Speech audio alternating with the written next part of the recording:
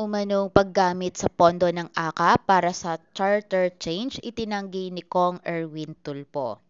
Itinanggi ni Axis Party List Representative Erwin Tulfo ang mga lumalabas na aligasyon hinggil sa paggamit umano ng pondo ng kanyang proyektong AKAP sa pagsusulong ng charter change.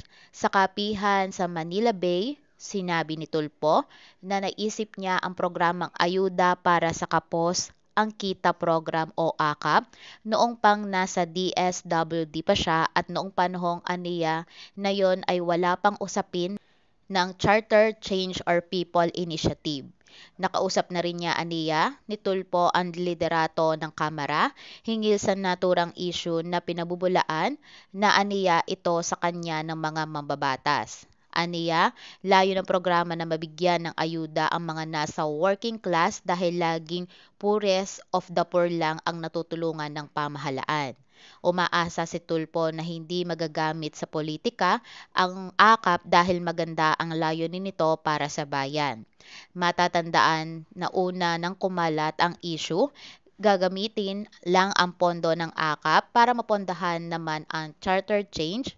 At ito po ay binigyan tayo ng magandang linaw or explanation po ni Kong Representative Erwin Tulfo tungkol po dito sa programa ng DSWD ang AKAP.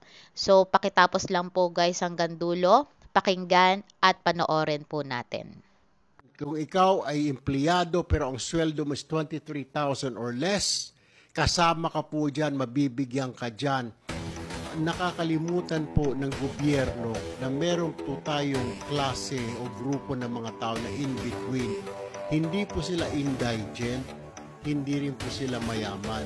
Yung pong mga nagtatrabaho sa mga fast food, mga waiter, security guard, ito po yung mga 23,000 or less o 25,000 or less ang mga sinisweldo. Wala pong natatanggap na ayuda. Yun po yung target ng AKAP, half a trillion ang sa budget natin mapupunta sa ayuda. Pero nakita ko ho na puro nakasentro po sa indigent. Wala po siya para doon sa mga kababayan natin na may mga trabaho, mga rider ng Grab, mga driver ng angkas. Yan ho, sumisweldo ng mga 23,000 or less. Sila po yung walang ayuda. Yan po yung pinaka-primary purpose ng AKAP. Ayuda para sa kapos ang kita program.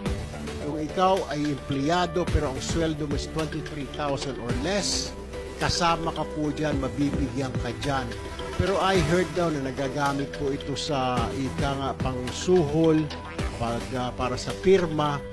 Hindi ho ganun yung idea po.